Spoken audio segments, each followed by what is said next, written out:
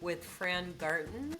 And Fran, I am really happy to have you on today. You have a great book with some really valuable information. So I would like you to introduce yourself. Oh my gosh. Okay, well On the spot. thank you for having me. I am I do a lot of things. I'm a pain reduction coach. I am a qigong and meditation instructor, author, of course, speaker, body positive personal trainer, and I also am a fibromyalgia warrior. Okay, does that mean that you have fibromyalgia? Yes, I have been diagnosed about 12 years ago. Okay, okay, and you look like you're in pretty good shape. So, um, that's a great advertisement for what you do. Can you explain for anybody who doesn't know, which I admit more or less includes me, what is, did you say Qigong, Qigong? Qigong. So Qigong. Qigong is a Eastern movement system. So it's originated in China, and it is a gentle way to move the body. And we focus on mobility and balance, stress reduction, pain reduction, mobility, all the things that we need in life. But Okay. the thing I love about Qigong is that even though it's an Eastern tradition, so it was developed in China thousands of years ago, many people know what Tai Chi is. So Mm-hmm. Tai Chi is also from the East, but it is considered a martial art. Whereas Okay. Qigong is not considered a martial art. It is a energy and breath movement system. So Okay. from that perspective, if you are doing Tai Chi versus Qigong, Tai Chi, because it is a martial art, you must do the movements in exactly the pattern and in the form that you're taught. Whereas with Qigong, and some of the movements even look similar, the difference being Qigong, I can modify for my body. So if I can't lift my hand all the way over and raise it up, I don't have to do that in Qigong. I can modify. Whereas in Tai Chi and other martial arts, you can't modify. You have to do it exactly the way that it's taught. Okay. How does it differ from yoga? Ah, so this is a great question, Laura. I love it. So yoga, there's a couple answers to this. So in India, when people learn yoga, it's not about the poses. It's about the breath. It's about all the different belief system through the yogic practice. We have taken it, I think, in the Western world, and we've made the focus on the poses, and that's Mm-hmm. not really what it is. So that's a little bit of a difference, but in Western versus Eastern yoga, when it comes to yoga versus Qigong, yoga um, is, again, we're going into particular postures, and sometimes I think that our goal is to do the posture correctly. So I do Mm-hmm. downward dog, with my hands flat and my feet flat and all those pieces. Mm-hmm. But with Qigong, it's about moving the energy through the system, moving the Okay. energy through the body by doing gentle movements and by breathing. And the theory behind Qigong and Chinese medicine is that if you are doing something, a movement, and you can't do it or there's pain in your body, they would say that your chi, so your energy, is blocked in the body and it doesn't flow. So when you're trying to do something, it kind of stops. So even that example I gave of raising my hand, I might have blocked chi in my shoulder. And so through doing qigong and these particular movements, we then unblock the chi,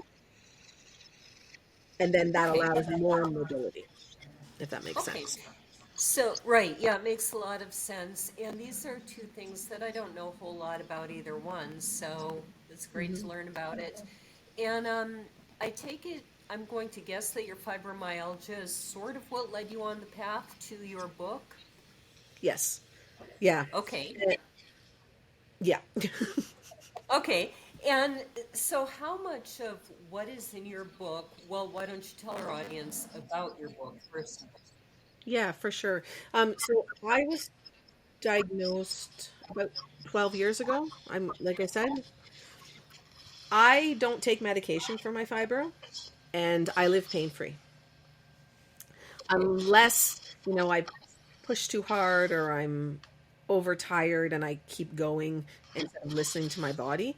And so I did spend many, many years in a pain flare recovery cycle, but even before diagnosis and even afterwards.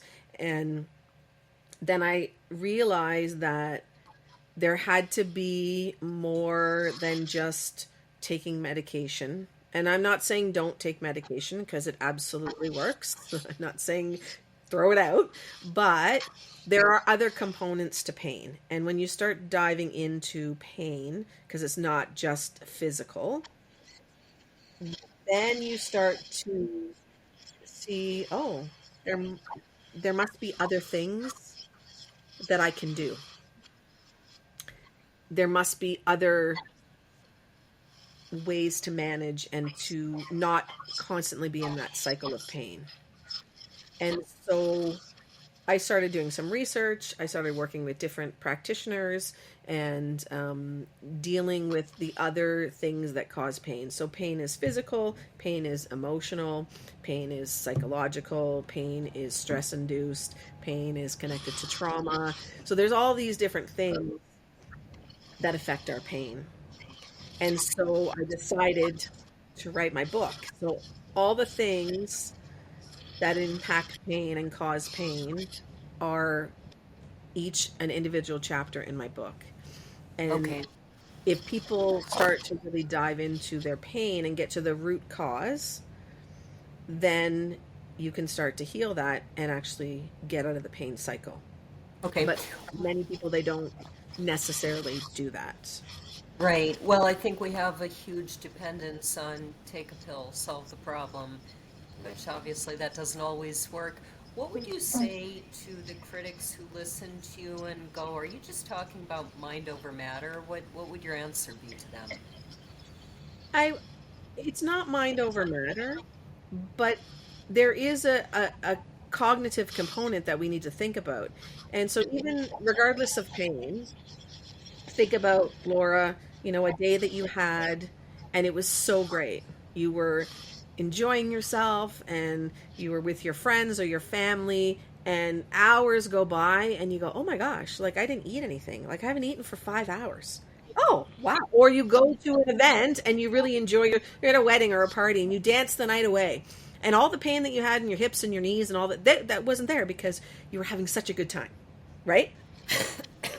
I'm kind of laughing because I just experienced this a Mm-hmm. few days ago. My husband and I both got hit with flu. I think mine was extremely mild, but I was in some pain. I was having some stomach discomfort. I got involved in whatever it was I was doing, and all of a sudden, hours later, I did realize, oh, I haven't noticed my stomach issues. I Right. got distracted. So, talk about stress, you talk about boundaries, you talk about movement, which we just talked about, Mm-hmm. nutrition. What sorts of ways do you advise people to reduce stress? Again, I'm thinking the hardened, cynical critic is going to go, I've got a job, I've got bills, I've got children with special needs. How am I supposed to reduce that stress? I've got annoying in-laws, whatever. Um, What's your answer to them? Yeah, it's a hard question. So first of all, we're never going to eliminate stress completely. Like it's not possible in the world that we live in. I mean, if it is possible for you, congratulations, hats off to you. I Right. think it's great and teach us all the tricks to get rid of it completely, but it's possible that we're not able to do that. And I think the piece that is really important with stress is that, and this is what I experience, and I spent 4 months in bed with vision loss and a migraine from stress induced at work. So it's a huge thing. But the interesting thing about stress is that our threshold for it continues to rise. And so then you say, well, I don't feel stressed. Well, no, because your threshold went from like 3 out of 10, your everyday 3 out of 10, Mm-hmm. and then you've gone to 5 out of 10. So what you can tolerate as your everyday benchmark goes up and up and up. And so then when we have this difference in feeling no stress and then feeling stress, the difference is so small that we don't really even realize that we're in stress. Does that make sense? Yeah, it does. And yet your Yeah. body is reacting even if you're not Yeah. feeling That's stress. right. And so the thing is, when it comes to changing and dealing with stress, I think it's really important to really dive into all of the, I'll use the word reasons, Mm-hmm. that you give for all the things that you are have in your life that are causing stress. So, for example, and I'll use this example, I had a client and she had 3 kids. And so she's like, it's very stressful. I have these 3 kids. And I said to her, what is the most stressful thing that you deal with? And she says, honestly, one of the most stressful things is I cook 4 different meals every day. And I'm like, what? And she says, I cook 4 meals a day, one for me and my partner, one for each of the kids. And this is where people don't want to change things because everybody else in your life is going to be upset about it. And I said, who's cooking the meals? She said, well, I am. Okay. So you're agreeing to cook 4 different meals every day. So you have taught your family that that's what you will do. And she said, yes. I said, so we can also teach them that you're not doing 4 meals, right? And she's like, and immediately she's like, I can't do that. I go, but you can because you've taught them that you will. So you can now teach them that you're not going to anymore. And so I think when it comes to stress, truly, Laura, is looking at where are you overextending yourself? Where do you need to ask for help? And maybe where you need to say no. And many people, and this is the difficult piece of it. It's not just about setting a boundary. It's about the follow through. It's about why are you choosing not to say no? What's the underlying the root of that? And if you think about it from, and I'm just using an example that might resonate or make you think about things. If you grew up in a house where both of your parents worked or your caregiver was only there sometimes, then as you grew up, maybe you decided that when you had a family, you were not going to follow those footsteps and be a caregiver who was not available for their children, which is perfectly logical, right? Because you didn't have that, so you want to give it to your children, right? But when you do that, it's kind of like sometimes you're over delivering, over compensating for what you didn't have, which you're doing it from a place of love. Of course you are, right? But you're sacrificing your peace. You're sacrificing you saying, no, I can't make 4 meals every day because you're trying to offer this thing, this caring and this love that you didn't necessarily have when you were growing up. So it makes perfect sense to do that. But the problem becomes then you're constantly the person that's saying yes, yes, yes, and give, give, give. And then your family goes, well, that's just the normal way. Like that's just how we do things. But it wasn't like that before, right? Right. It makes me curious when you're coaching clients on pain reduction, do you end up kind of getting into some counseling and childhood issues? Yes. So I do a trauma certification called embodied processing, and we do a lot of dealing with um, resetting the nervous system, regulating the nervous system, reducing the stress in the body, and sort of understanding and observing our behaviors and why we do them. Okay. And yeah, so when you can kind of be aware of why you're doing it and sort of think about it, then I think then it seems more logical when you're saying, okay, I'm not doing that anymore, or this is why I said yes, and you kind of examine that. And if it works for you, great. Like continue to make 4 meals, but I don't know why you would want to do that. Like you know what I mean? And the thing too is I think, and I say this to my clients especially, you're showing your children how to behave. Just like your caregivers showed you, and either you followed the same or you did something different. So if you're working with me, Laura, and we're doing these sessions and you've got all this stress because you're making 4 meals a night, and I say, okay, we need to change that. And you're like, I can't change it. I'm going to continue to do that. Okay, so what you have done now is shown your children or nieces and nephews or godkids or whoever's in your life, you've shown that next generation you should make 4 meals for everybody. That's what makes you a good caregiver. That's what makes you a good parent, right? You've shown Or whether you've it's shown not, them that they can take advantage of you. that's it. It's exactly what it is, right? Because the thing, sometimes, and I say this, and sometimes people go, "Oh my gosh, that's so extreme." But when I was growing up, I didn't get 4 meals. Like my parents worked, and they were like, "This is what we're eating for dinner," and I don't want that. And they say, "Okay, the fridge is over there." And Yep. I mean, of course, when I was younger, yes, I mean, the kids don't like food, so they make whatever you eat. Like I get that, but as you get older, like I mean, you know what, you can have cereal for dinner every night. Is this the best choice? Absolutely not. Do you want your children to have that? 100% no. But if you allow them that choice, and they realize, oh, like they get like cooked food, and I'm making Right. cereal. Like they're getting Right. chicken and vegetables and all that, but I got to eat cold cereal every night. And if that's what they choose, allow them to choose that, because eventually what's going to happen is they're going to go, I want that that someone else makes for me. And if that means it's 1 meal because you made chicken and vegetables, yep, okay. Yeah, so it is interesting how we change things, and the plan or the intention is to do it out of love and care, but when it goes too far, like you said, then people take advantage of that. Right, right. I've just, we have someone who helps us on our farm, and he's been telling me how he wants to be a good neighbor, he wants to be a good friend, and yet he ends up with everybody calling him to do everything.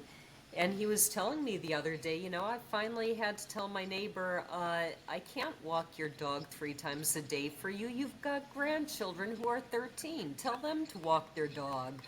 Um, Exactly. so, and that can be a hard line to walk because most of us we want to be a good friend and a good neighbor and a good spouse, all of Yes, it. but I But also believe, Laura, that even this your neighbor, right? Like I truly believe that the people in our lives care about us, mhm. and if we said no or set those boundaries and said, I, I can't do that. It's too much. I need your help. Like it caught like, and if you're dealing with pain, like I have pain. I can't just do everything all the time and push through, because then I'm in bed and I'm in pain always, right? Like I need to put some boundaries in place. And I truly believe that if you were to talk to your people in your life and explain that to them, I believe that they would make an adjustment. I truly do. And if they don't, those are not the people for you. Like Exactly. maybe you need to reinforce those boundaries with those people even more, because Right. they need to go, right? Because like your neighbor showed, as soon because he's the yes person, so of course he's the first Hmm. phone call. Because the thing is, if you are constantly like putting out fires and helping people, and you're the person that's the go-to do everything, that's what people are going to do. They're just going to come to you. But if Right. you like leave it, right, and just take take a pause, sometimes people figure it out themselves. They find their own solution, or they ask someone else. right? And it doesn't reflect badly on you. So this is where, when I talked about earlier about different things causing pain in the body, like that's where kind of the emotional piece comes. And that's where the internal work comes, because then you have to kind of ask yourself, okay, why am I afraid of saying no to people? Why am I afraid of putting that boundary up? Am I afraid that they're going to leave me? Well, they just might. That is totally possible. But maybe they won't. But the thing is that it's your life. It's your stress level. It's your body. It's your pain. It's all of the things that you're making decisions about, but you're making the decisions based on everybody else's happiness and satisfaction. But what about yours? And this is where I think sometimes the piece is hard too, because we do have to start putting ourselves first. And there's nothing wrong with that. And I think that we get very unfortunate messages from society about a lot of things. And one of those things is when you say no, well, you're just not nice. You're a mean person. No, I'm not a mean person. I'm delightful. I help a lot of people all the time, not for work, but just in life because I love them. And when I have capacity, I do that. But if I don't have capacity, I have to say no. Well, I think it becomes a matter of put your own oxygen mask on first. That 100%. sometimes you really do just need to take care of yourself so that you can help other people. And I'm a huge believer in helping other people. You have a reading ready for us. I do. All right, go ahead. All right. Can you imagine living your life in constant fear? Not the typical fear of heights or getting into an accident, the fear of sitting down and not being able to get up, or the fear of going to a dinner party and having to plan your escape. Not because it wasn't enjoyable, but because of the pain that will inevitably occur. The fear of knowing anything you do could cause so much pain that you will be in bed for days. That's the fear I lived with for years. Fear was the overarching theme of my life, and every decision I made was shaped by it. The pain started slowly, and I didn't really think about how serious it could be because I was always able to manage it. Ibuprofen was my friend, and my bed was my sanctuary. At the beginning, my pain was connected to overdoing it when exercising, or staying up too late, or having too much fun at a wedding. So I didn't give my pain the attention it truly deserved and needed. I assumed if I changed the way I did things or gave myself more time to rest, my body would be able to recover and I could control the pain. For almost a decade, I suffered through cycles of inflammation and pain. Flare-ups were common and I couldn't break the cycle. I planned for flares and hoped for the best. I didn't really change my activities or their intensity. I just tolerated the pain. Getting my fibromyalgia diagnosis didn't give me the peace of mind I had hoped it would. In fact, things were even more scattered and emotional than before diagnosis. I felt absolute terror when I thought about my future. How would I cope? Would my husband still love me? Would I be able to continue my career? Would I still be beautiful? There was panic thinking about the changes I'd have to make in my life. The inability to breathe was probably the strongest feeling I had after receiving my diagnosis. It felt like an elephant sitting on my chest and being pulled under a huge wave at the same time. I was struggling to reach the surface, but the elephant's weight kept pulling me under. When I was first diagnosed with fibromyalgia, it consumed my thoughts, and I did what most people would do, research. I read articles and books, scoured the internet, and spoke to friends with fibro. I wanted insights, suggestions, and help. The Mayo Clinic defines fibromyalgia as a disorder characterized by widespread musculoskeletal pain, accompanied by fatigue, sleep, memory, and mood issues. And researchers believe that fibromyalgia amplifies painful sensations by affecting our brain and spinal cord process and how we process the painful and non-painful signals. No cause, no treatment, no cure. I had to learn to live with it. Really unhelpful and frustrating. Despite my fibromyalgia, I did whatever activity I wanted and dealt with the aches and pains that followed. The first impact was agonizing pain, causing extreme discomfort when anything touched my skin. Then came the difficulty with walking and using my hands. Standing up, holding a glass, or eating were challenging to say the least. The worst part was staying in bed because I didn't have the strength to endure the pain of getting up. My perspective and knowledge has changed a lot about pain. It has shifted as I've learned more about the pain brain body connection. The most vital thing I've learned is that unless you deal with the causes of your pain, it will never disappear. But I want you to know that there is hope. There are tools and strategies to manage your condition. Now is the time to step into your life and start healing the hurt. Wonderful, which, and I think that's going to offer an awful lot of hope to a lot of people. I tend to think it's probably more common these days because our life is so fast paced and so busy, and um, a lot of news pushing fear on a lot of people.